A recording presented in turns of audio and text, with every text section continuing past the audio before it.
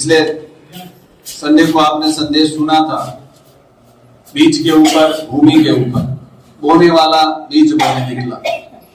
उसी संदेश को हम आगे बढ़ाएंगे और उसमें 4 प्रकार की भूमि थी।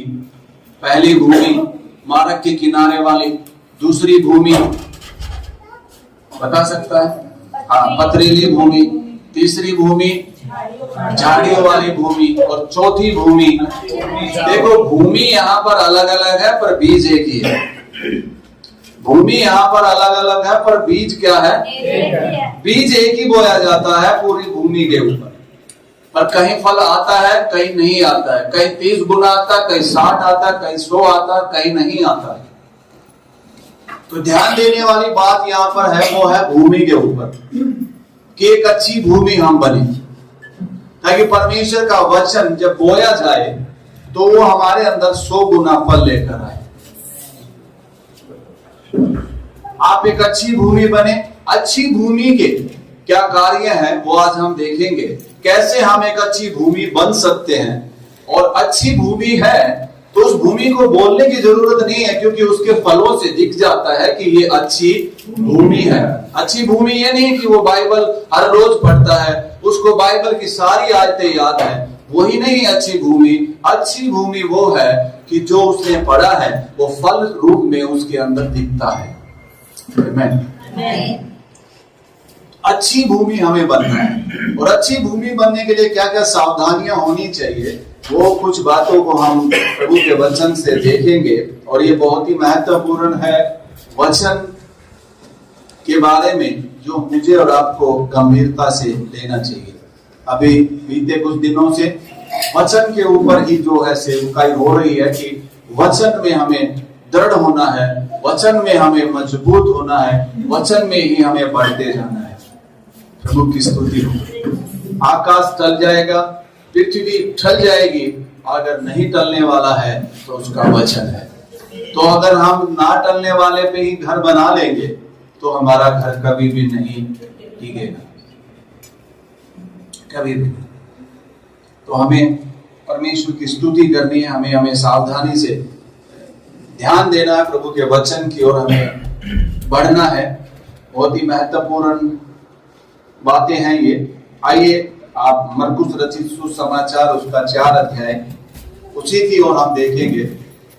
और जो ये बीज बोने वाले का जो दृष्टांत है, ये मरकुस रचित सुसमाचार के अलावा 2 सुसमाचारों में और मिलता है, मत्ती में और लूका में। लेकिन यहाँ मत्ती और लूका जो है वो बोलते हैं पक्षियों ने आकर उन्हें चुराया, पर यहाँ मरकुस रचित सुसमाचार में वो इस बात को बताता है वो पक्षी कौन है, शैतान आकर उस बीज को क्या करता है। अगर नींव ढा दी जाए तो विश्वास कैसे करेंगे? नींव ढा देंगे तो घर खड़ा ही नहीं रहेगा। और विश्वासियों जो प्रभु में विश्वास करने वाले हैं, उनकी नींव तो विश्वास में ही है ना। अगर विश्वास ही नहीं है तो फिर कुछ भी नहीं है, क्योंकि धर्मी जन विश्वास से ही जीवित रहता है, और किसी बात से नहीं, विश्वास से। और विश्वास प्रभु के वचन से आता है। इस बात को शैतान बहुत ही अच्छे से जानता है, इसलिए वो चुराता है लोगों के अंदर से वचन, और कुछ नहीं चुराता। उसको पता है वचन चुरा लेंगे फिर कुछ नहीं मिलेगा। वचन में सब कुछ है। आपको जो चाहिए वो आपकी प्रार्थनाओं में नहीं है, वो वचन में है। इसका मतलब मैं नहीं कह रहा कि प्रार्थना नहीं करनी है, पर वो वचन में है। आपको प्रार्थना पूर्वक वचन में से लेना होगा। बोने वाला वहां प्रार्थना बोने नहीं निकला, बोने वाला वहां बीज बोने निकला। और अगर वचन जिसके पास नहीं है, अगर वो प्रार्थना भी कर रहा होगा तो कहीं ना कहीं वो प्रार्थना धार्मिक होगी, वास्तविक नहीं होगी। यीशु मसीह ने भी अपनी सेवकाई में बताया कपटियों के समान प्रार्थना मत करो। इसका मतलब कपटी भी प्रार्थना करते हैं,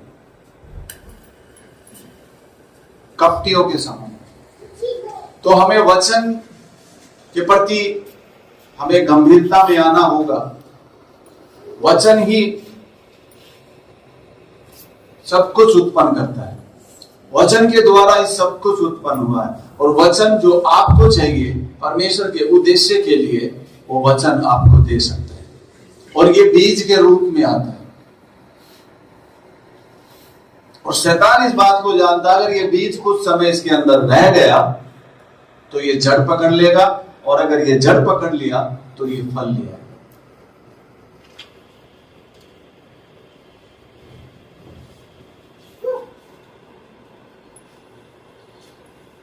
तो इस दृष्टांत की जो व्याख्या की गई है, इसका जो समझाया गया है, हम उसी से आगे बढ़ेंगे।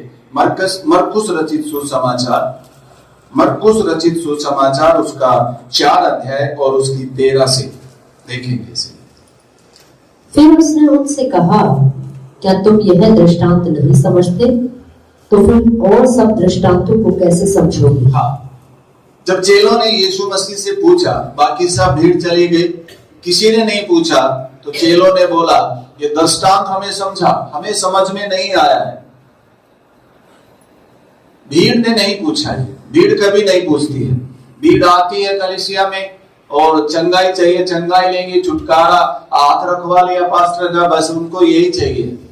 लेकिन जो प्रेमी है, प्रेमियों की पहचान ये है कि वो वचन के बारे में सीखते हैं, वो वचन के बारे में और जानना चाहते हैं। तो यीशु मसीह ने उनसे कहा, जब तुम यही दृष्टांत नहीं समझोगे तो बाकी कैसे समझोगे? क्योंकि सबसे साधारण दृष्टांत तो यही है, बोने वाले। हम हरियाणा में रहते हैं या कहीं भी रहते हैं, हर एक व्यक्ति अनाज खाता है, तो उन्हें पता है ये अनाज बोया जाता है।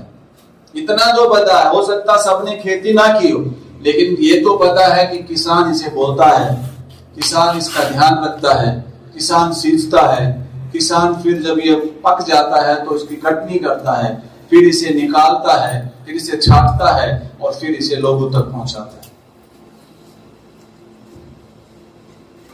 किसान अपनी मेहनत बीज पर नहीं लगाता है, वो अपनी मेहनत भूमि पर लगाता है, और जब बीज बोने के बाद वो है वहां पर देखभाल में लगाता है। बीज तो बस लिया और बोया, लेकिन वो सारी तैयारी अपनी भूमि को तैयार करने में और फिर उसकी सुरक्षा करने में लगाता है जब बीज बोए जाते हैं। तो आपको भी भीड़ नहीं बनना है, प्रभु के वचन को सीखने वाले प्रेमी बनना है। भीड़ में और प्रेमी में यही पहचान है कि वो बाद में प्रभु के वचन को पूछेंगे। समझ में नहीं आया वो पूछेंगे, समझ में आ नहीं गया तो भी पूछेंगे ताकि और भी आ जाए। वो एकदम से नहीं चले जाएंगे, वो ठहरे रहते, रुके रहते। चेलों की पहचान ही है। आगे, बोने वाला वचन बोता है। हाँ, बोने वाला क्या बोता है? वचन बोता है। जो बीज बो रहा है, बीज क्या है? वचन है। बीज यहाँ पर वचन है। और जो ये भूमि के बारे में बताया गया है, वो मनुष्य का दिल है। और जो ये अलग अलग भूमि है, ये उसके रवैये को दर्शाती है, उसके व्यवहार को दर्शाती है, या वो किस प्रकार का दिल रखता है उसे वो दर्शाता है। तो पवित्र आत्मा की मदद से हमें इसे समझना है और हमें एक अच्छी भूमि बनना है। हो सकता है कोई मार्ग के किनारे की हो सकता है कोई झाड़ियों वाली हो या कोई पथरीली हो, पर प्रभु से अनुग्रह मांगकर हमें अच्छी भूमि की ओर बढ़ना है। आमेन। अच्छी भूमि की, और जब हम अच्छी भूमि बनेंगे हमारे अंदर फल दिखेंगे। कैसे फल आएंगे वो भी हम आगे सीखेंगे। आगे, जो मार्ग के किनारे के हैं, जहाँ वचन बोया जाता है, ये वे हैं कि जब उन्होंने सुना तो शैतान तुरंत आकर वचन को जो में बोया गया था उठा ले जाता है। मार्ग के किनारे वाली भूमि कौन है? उन्होंने वचन सुना, और जैसे उन्हें सुना, उनके कान में जैसे ही गुदगुदी होने लग गई, शैतान ने वैसे ही उस बीज को क्या कर लिया? वैसे ही उस वचन को क्या कर लिया? ऐसे के कौन लोग हैं पता? वे लोग हैं जो ये सुनते हैं हमें समय पे आना चाहिए, कलीसिया में हमें आराधना में शामिल होना चाहिए, लेकिन वो लोग समय पे नहीं आ रहे हैं। इसका मतलब पक्षी ने उनके अंदर से क्या चुरा लिया है? चुरा लिया।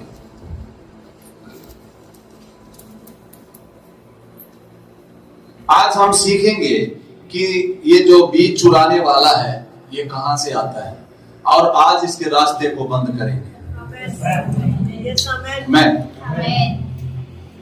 ये कहां से आता है और इसी रास्ते को हम क्या करेंगे? बंद करेंगे।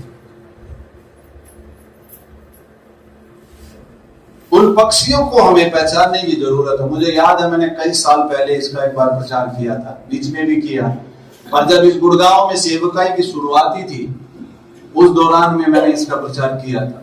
पक्षी, ये पक्षी है कौन? ये पक्षी आते कैसे हैं? पक्षी कोई भी हो सकता है, पड़ोसी भी, कोई रिश्तेदार भी, इवन कई बार पास्टर भी। बीज चुराने वाला। क्या चुराने वाला? बीज चुराने वाला। परमेश्वर ने मेरे से कहा मैं तुझे बड़ी जगह में ले जा रहा हूं, जा खुले में आराधना कर। और मैंने इस बात को बांटा कि प्रभु मुझे खुले में ले जा रहा है। कोई बोलेगा नहीं नहीं आजकल का समय सही नहीं, अभी मत चल। तो वो पक्षी क्या कर रहा है? वो कई बार विश्वासी भी बन जाते हैं। और हमें सच में पहचानना चाहिए। वो हमें कैसे पता चलेगा? जब सच में हमारा दर्शन को कोई दबाने की कोशिश कर रहा हो, हमारे अंदर के उस बीज को चुराने की कोशिश कर रहा, तो हमें समझ जाना चाहिए ये भाई अच्छा है, ये बहन अच्छी है, पर इसकी आड़ में कोई पक्षी है जो इस बीज को क्या करना चाहता है? चुराना चाहता है। हम समझ नहीं पाते हैं कई बार, हम इसे कई बार समझ नहीं पाते। और साधारण शब्दों में कहें, हमें संडे की आराधना करने के लिए आना है, लेकिन घर में रिश्तेदार आए हुए हैं, तो उनके कारण चर्च में नहीं आए। ये भी एक विचार होता है जो पक्षी की ओर से ही आता है। हम अपने मेहमानों का सम्मान करें, उनका देखभाल करें, उनकी जो भी जरूरत उन सबको पूरा करें, और हम अपने कलीसिया में आए। मेहमानों को भी बोल सकते कि आइए हम प्रभु के घर जा रहे हैं, अगर आपको भी जाने की इच्छा हो तो चलो हमारे साथ। वो कहेंगे नहीं हम नहीं जाएंगे, आप जाओ, तो ठीक है हम आएंगे 3 घंटे बाद, आप घर को संभाले रखना। प्रभु की स्तुति।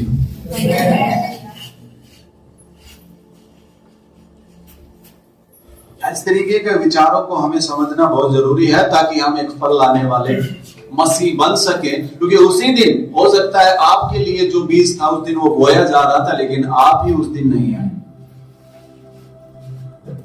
सुंदर सुंदर पक्षी आते हैं बीज चुराने के लिए, सुंदर सुंदर। कौन से? सुंदर, जिनकी बात तुम मान सकते हो, जिन्हें लगता कि हाँ इनकी बात को ये ना नहीं करेंगे। आगे देखिए, तीसरी भूमि से मैं आगे बढ़ूंगा। तीसरी भूमि को पढ़ना। तीसरी भूमि,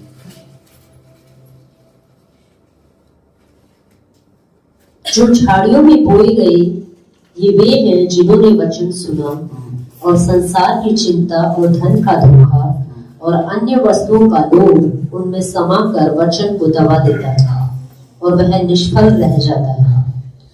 झाड़ियों में बोए गए, यहाँ 3 झाड़ियां भी बताई गई। बीज अद्भुत है।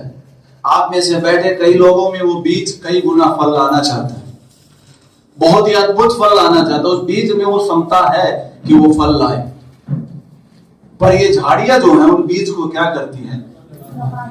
ये फल लाने वाली भूमि है। ये पहले 2 भूमियों की तरह नहीं है, पर इसमें जो है झाड़ी आ गई और इसके ऊपर की जो भूमि है वो है पथरीली, यानी कि कठोर। जो वचन को सुनते हैं केवल दिमाग से, केवल ज्ञान से, अपनी समझ से, वो अपने दिल तक उसे आने नहीं देना चाहते। दिल में आएगा तो दिल बदलेगा। हमें चौथी भूमि बनना है, हर हालत में बनना है। कैसे बनेंगे? परमेश्वर के वचन के द्वारा। जब पथरीली भूमि होती है तो देखो क्या होता है, सुनिए ध्यान से। मरकुस रचित सुसमाचार उसका 14 अध्याय उसकी 66 से हम 72 तक देखेंगे।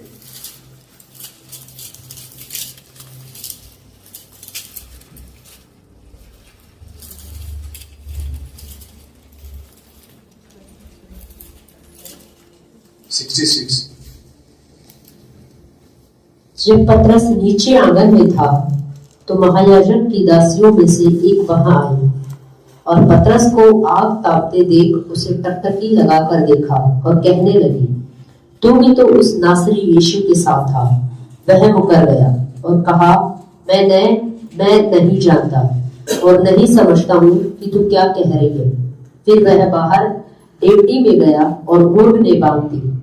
वह दासी उसे देखकर उनसे जो पास खड़े थे फिर कहने लगी, यह उनमें से एक है, परंतु वह फिर मुकर गया। थोड़ी देर बाद उन्होंने जो पास खड़े थे फिर पतरस से कहा, निश्चय तू उनमें से एक है, क्योंकि तू गलीली भी है।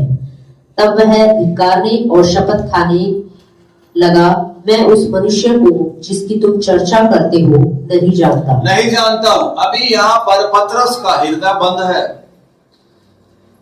ये घटना होने से पहले यीशु मसीह ने बोला था, मूर्ख के बात देने से पहले तू मेरा 3 बार इनकार करेगा। 2 बार मुंह बांध देगा और तू मेरा 3 बार क्या करेगा? इनकार करेगा। ये बात पहले से ही यीशु मसीह ने पतरस को बताई और पतरस को ये बात ध्यान ही नहीं। पतरस का हृदय बंद है। गिरावट कब आती है?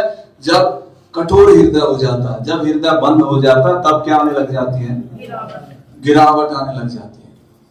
यहां पर पतरस इनकार कर रहा है। पहला संदेश भी इनकार कर दिया, दूसरा संदेश भी इनकार कर दिया, तीसरा संदेश भी उसने क्या कर दिया? इनकार कर दिया, क्योंकि हृदय क्या है उसका? बंद है उसका हृदय।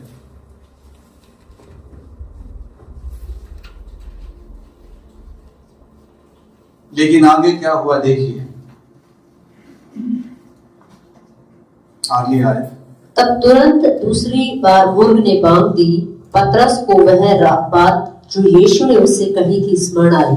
पतरस को वो बात याद आई जो यीशु ने कहा, पर वह 3 बार याद नहीं आई उसे, क्योंकि अब उसका मन क्या था? उस समय बंद था। लेकिन यहाँ जब मुर्गे ने भाग दी तो पतरस को वो बात याद आई जो यीशु ने उससे कहा था। क्यों याद आई यहाँ पर? क्योंकि अब पतरस का हृदय खुल गया। अब पतरस का हृदय खुल गया। कलीसिया आना ही महत्वपूर्ण है, पर केवल आना ही महत्वपूर्ण नहीं है, खुले हृदय के साथ आना महत्वपूर्ण है।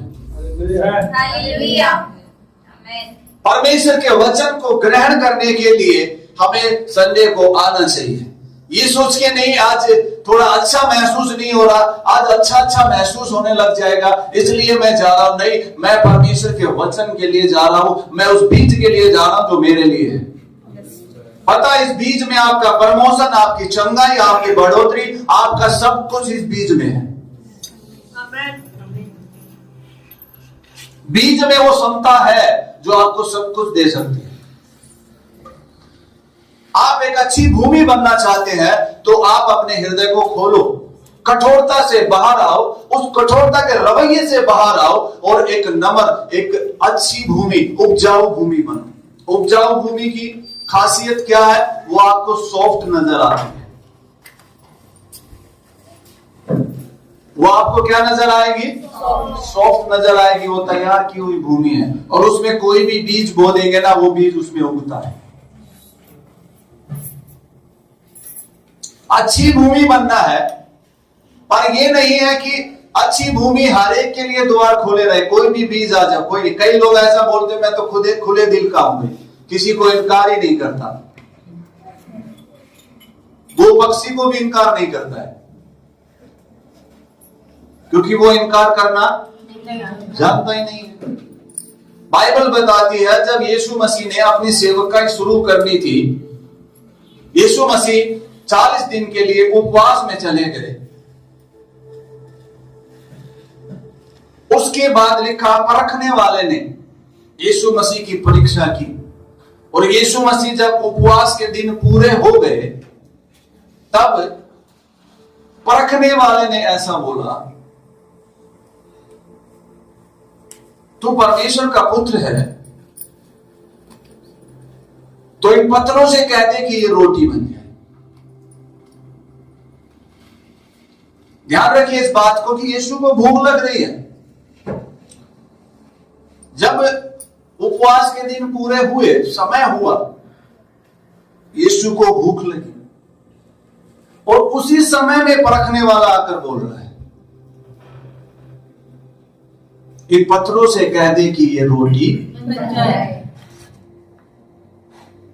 यीशु मसीह ने कहा मनुष्य केवल रोटी से नहीं, केवल रोटी ही से नहीं, परमेश्वर के मुख से निकले हुए वचन से रोटी से नहीं, दुनियावी चीजों से नहीं, दुनियावी तरीकों से नहीं, परमेश्वर के वचन से। आपका पड़ोसी क्या कहता है, आपके रिश्तेदार क्या कहते हैं, आप ऐसा कर सकते हो, आप ऐसा कर सकते हो, पर वचन क्या कहता है? कई साल हम प्रभु में होने के बाद भी बहुत सारी परंपराएं, बहुत से रिवाजों में फंसे हुए हैं, अभी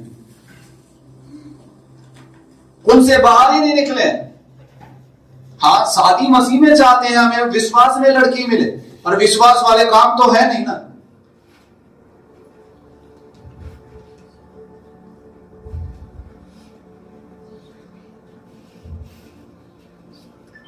मनुष्य केवल रोटी से नहीं जीवित रहता है, उससे जो परमेश्वर के मुख से वचन निकलता है। परमेश्वर का वचन हमें क्या कहता है, उससे हमें जीवन जीना है। परमेश्वर का वचन जो मुझे कहेगा वो मैं करूंगा।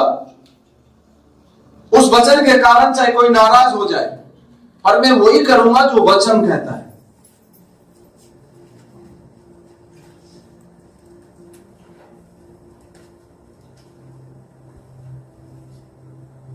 जब समय आता तभी आता है परखने वाला, और हमें उसी समय दिखाना होता है कि मैं विश्वास करने वाला हूं, मैं विश्वास करने वाला हूं। कोई बात नहीं, अब समय आ गया, समय से भी ज्यादा चला गया है, विश्वास में कोई अच्छी लड़की मिली नहीं, कोई नहीं है, अब हम बिना विश्वास के कर लेंगे और बाद में उन्हें विश्वासी बना लेंगे, ऐसा कभी नहीं होता है।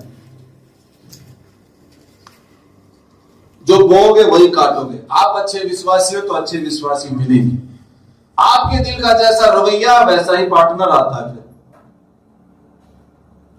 क्योंकि जो बोओगे वही क्या करोगे, काटोगे। परमेश्वर के वचन के प्रति हमारा नजरिया होना चाहिए। आमीन। वो आकर कुछ भी बोले, शैतान आकर कुछ भी बोले, बाइबल में से कहीं भी कोई भी वचन दिखा दे तो हमें वहां पर आमीन नहीं बोलना है। यीशु मसीह को आकर शैतान क्या दिखा रहा था? किसी को ज्ञान ही नहीं था, उसने वो प्रभु में आया, उसने प्रचार सुना, दाखरस के मत वाले मत बनो। वो गया, एक पार्टी में गया, परिवारों में गया, वहां पर पीना शुरू था, दारू पी जा रही थी। उन्होंने, दोस्तों ने, उनके रिश्तेदारों ने बोला ले लो 2-4 घूंट तो तुम भी ले ही लो। उसने बोला नहीं, मैं प्रभु पे विश्वास करता हूं। तो उन्हीं में से एक ऐसा बोला, अरे मैंने भी सुना है कि यीशु मसीह ने पानी को जो है दाखरस किया है, इंग्लिश में वाइन ही लिखा है। तो जब यीशु मसीह ने वो बना दिया तो तुम पी सकते हो। अब उसको ज्ञान ही नहीं है कि प्रभु का वचन हमें और क्या कहता है। उसने बोला हाँ भाई, बात तो ठीक कह रहा है, पर उसे ये पता होना चाहिए ना कि ये बात ठीक नहीं है, क्योंकि वचन क्या कहता है, यीशु मसीह ने पानी को दाखरस बनाया। तुम्हारा मन भी करता है तो तुम भी एक जग पानी का लो और प्रार्थना करो कि प्रभु ये दाखरस बन जाए और पी लो।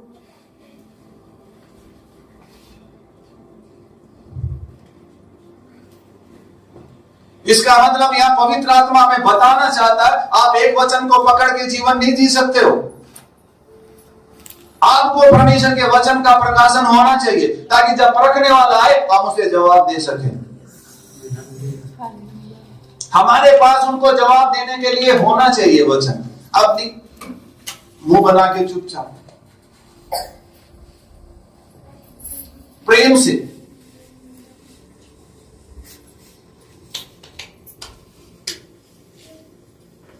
कुछ रास्ते हैं जहां से वो पक्षी आता है, शैतान आता है, उसे हमें बंद करना होगा। और अभी पहली बात, अच्छी भूमि आप बनना चाहते हो तो आपको अपना हृदय खोलना होगा। आपको अपना हृदय खोलना होगा परमेश्वर के वचन के लिए, कि परमेश्वर का वचन जब यहां से बोया जाता है तो वो मेरे लिए है, वो मेरे लिए है। उत्पत्ति 4 अध्याय में हम देखते हैं परमेश्वर कैम से बात कर रहा है। कैम से कह रहा है पाप द्वार पर छिपा है, अगर तू भला करेगा तो तेरी भेंट ग्रहण की जाएगी। पाप द्वार पर ही छुपा है और उसकी लालसा तेरी ओर है। पता बीज को ना बढ़ने का एक झाड़ी में बताऊं जो बीज को रोकती है, वो इस उत्पत्ति 4 की 7 में जब आप देखेंगे तो वो जो द्वार के बाहर जो पाप छिपा है उस पाप का नाम है नाराजगी। नाराजगी। कैन अपने भाई से नाराज था। क्यों नाराज था? क्योंकि उसके भाई की भेंट ग्रहण हुई, उसके भाई को प्रमोशन मिला, उसके भाई के जीवन में बढ़ोतरी दिखी, लेकिन उसने अपने जीवन में नहीं दिखी। इसलिए वो अपने भाई से क्या था? नाराज था। परमेश्वर कैन से यही बात कर रहा था, अगर तू इस नाराजगी के हृदय को बदलेगा तो तेरी भी भेंट ग्रहण की जाएगी। परमेश्वर का बीज लोगों में फल लाना चाहता है, पर नाराजगी का कारण कितने लोग परमेश्वर के बीज से दूर हो गए, परमेश्वर के वचन से दूर हो गए। बैठे होते हैं लेकिन नाराजगी के कारण हृदय कठोर होता है, बीज जाने ही नहीं देते अंदर।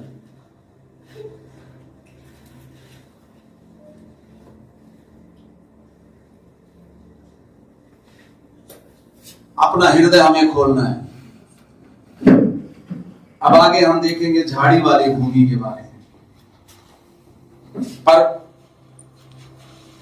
मरकुस रचित सुसमाचार 14 की 72 में यहां पतरस का हृदय खुल गया और लिखा पतरस फूट फूट कर रोने लगा। ये जो रोना है ये रूपांतर को दिखाता, ये बदलाव को दिखाता। लोग भावनाओं में रोते हैं, भावनाओं में भी मैंने लोगों को रोते देखा है, लेकिन ये रोना वो भावनाओं वाला नहीं है, ये सच में एक परिवर्तन वाला है।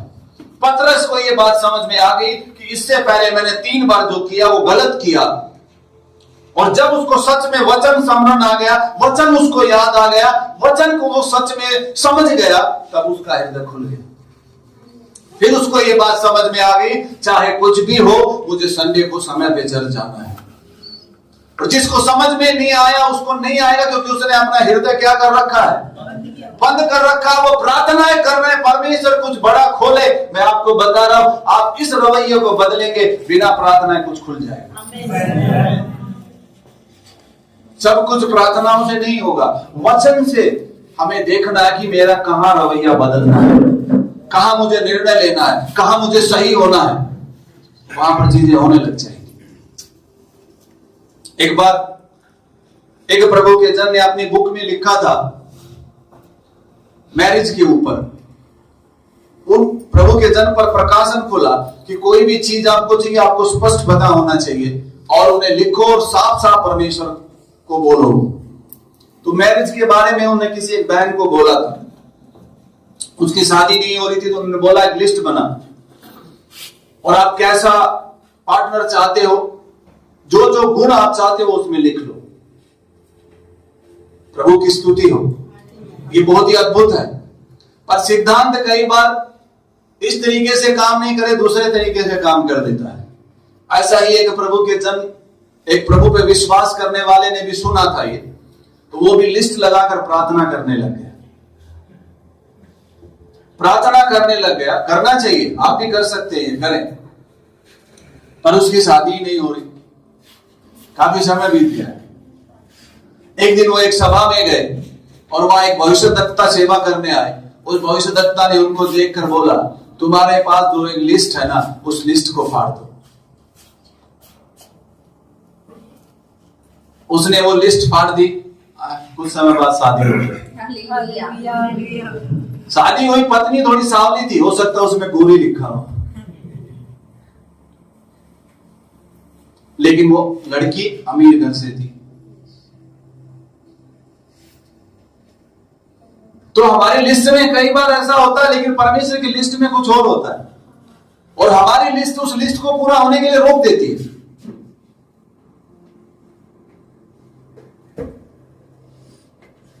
और हमारी लिस्ट ही खाली नहीं होती है। कई बार लड़के की लिस्ट नहीं होती है, उनके मम्मी पापा की अलग होती है, उसमें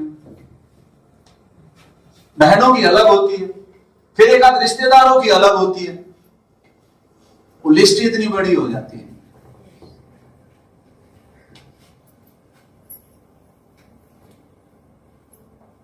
समझ में आ रहा ना कुछ? परमेश्वर की इच्छा क्या है वो वचन से जानो। परमेश्वर तुमसे क्या चाहता है वो वचन से क्या करो, जानो। सबसे पहला एक अच्छा विश्वास करने वाला पार्टनर होना चाहिए। परमेश्वर से प्यार करने वाला एक विश्वासी होना चाहिए, जो प्रभु से प्यार करता है। वो प्रभु से प्यार करेगा तो वो आपसे भी करेगा। आमीन, हालेलुया। जब वो प्रभु से प्यार करेगा तो खुद भी कलीसिया रेगुलर जाएगा और अपने पार्टनर को भी क्या करेगा, चर्च साथ लेके जाएगा। चाहे फिर घर में रिश्तेदार आओ, चाहे फिर घर में कोई काम आओ, उसको पता मुझे संडे आराधना करने जाना है तो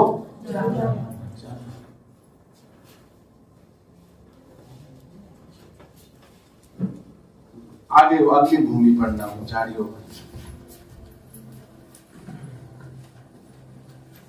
तो पहली बात, अच्छी भूमि बननी है तो हमारा दिल क्या होना है, खुलना है, सॉफ्ट होना है, परमेश्वर के लिए, शैतान के लिए नहीं। कई लोगों का दिल सॉफ्ट है शैतान के लिए, कुछ भी बोल देते हैं। प्रभु के लिए हमारी भूमि तैयार होनी चाहिए। हाँ, बड़ी। और जो अच्छी भूमि में बोए गए ये वे हैं जो वचन सुनकर ग्रहण करते और फल लाते हैं, कोई 30 गुना, कोई 60 गुना, कोई 100 गुना। ठीक है, अब हम झाड़ियों वाली भूमि में से कुछ सीखेंगे और फिर हम आगे बढ़कर अच्छी भूमि की ओर जाएंगे। आमीन। ये साल खत्म होने से पहले अच्छी भूमि बन जाना है।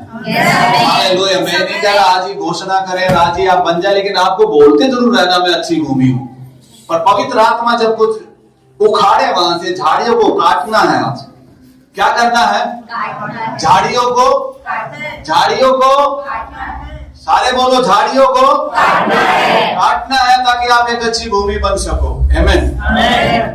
हाँ, देखिए यहाँ पर पद 18, जो झाड़ियों में बोए गए ये वे हैं जिन्होंने वचन सुना। पद 19, और संसार की चिंता। पहली झाड़ी का नाम बताया जा रहा, संसार की चिंता। पक्षी यहां से आकर बीज चुराता है। वो केवल मार्ग के किनारे वाली भूमि में नहीं, बल्कि उस बीज को यहां भी दबाता है। उसके तरीके अलग अलग है। वहां वो पक्षी है, यहां पर वो झाड़ी है वही है, ये वही है। आपने निर्णय लिया है कि मैं रेगुलर कलीसिया आऊंगा और परमेश्वर की महिमा करूंगा। मेरी जॉब पर भी चाहे जो भी होगा, लेकिन मैं संडे आया करूंगा। आप उस दिन ही गए, ऑफिस गए, उस दिन आपने देखा बिल्कुल स्ट्रिक्ट रूल बन गए। आपको अपना रास्ता नहीं बदलना। वहां पे दानियल का एक सिद्धांत था कि मुझे दिन में 3 बार क्या करनी है। उस समय राजा की ओर से घोषणा कर दी गई कि इन दिनों में कोई भी राजा को छोड़ के किसी और की उपासना करेगा तो उसको शेरों के मांद में। दानियल फिर भी खिड़की खोलकर प्रार्थना कर रहा है। हालेलुया। दानियल फिर भी खिड़की खोलकर क्या कर रहा है? वो जो घोषणा की गई वो दानियल को प्रार्थना करने से नहीं रोक पाए। अब हमारे पास कितने बहाने आ जाते, इस कारण से मैं लेट हो गया, इस कारण से मैं कलीसिया नहीं आ रहा, इस कारण से मैं वचन नहीं पढ़ पा रहा, इस कारण से मैं वचन नहीं सुन पा रहा, इस कारण से मैं प्रार्थना नहीं कर पा रहा। कितने कारण बना देते हैं। दानियल के पास ठोस कारण था, लेकिन दानियल ने उस रिपोर्ट की ओर ध्यान ही नहीं दिया। उसे फाड़कर वो खिड़की की तरफ देखकर क्या कर रहा है? प्रार्थना। जैसे वो पहले करता था वैसे ही कर रहा है। आप बहुत अच्छी प्रार्थना कर रहे थे, पर एकदम पेट में दर्द हो गया, पता चला पथरी है, फिर क्या वैसे ही प्रार्थना करोगे?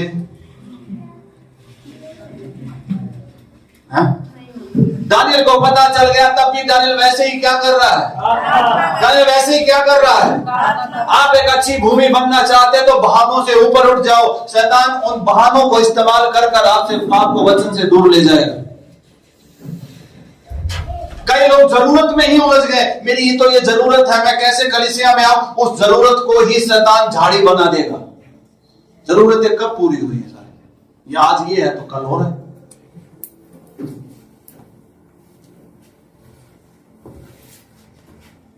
संसार की क्या चिंता है? क्या खाएंगे, क्या पिएंगे, क्या? बाइबल बताती है किसकी चिंता है? आप विश्वास में होने के बाद भी यही चिंता करते तो फिर आप विश्वासी हो या संसारी हो?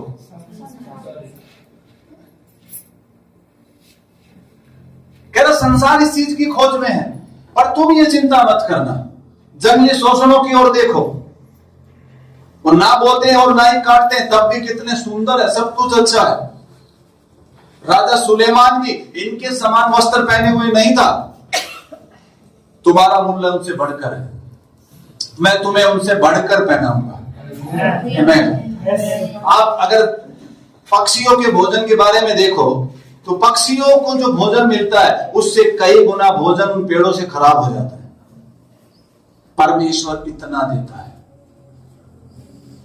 हम क्या कर रहे हैं? चिंता। क्या करें? संडे को ओवर टाइम करना पड़ता है, बाकी दिन काम ही नहीं आया। मान ले कुछ अपना ही काम आप कर रहे हो, बाकी दिन कोई काम नहीं आया, लेकिन संडे को क्या आ गया?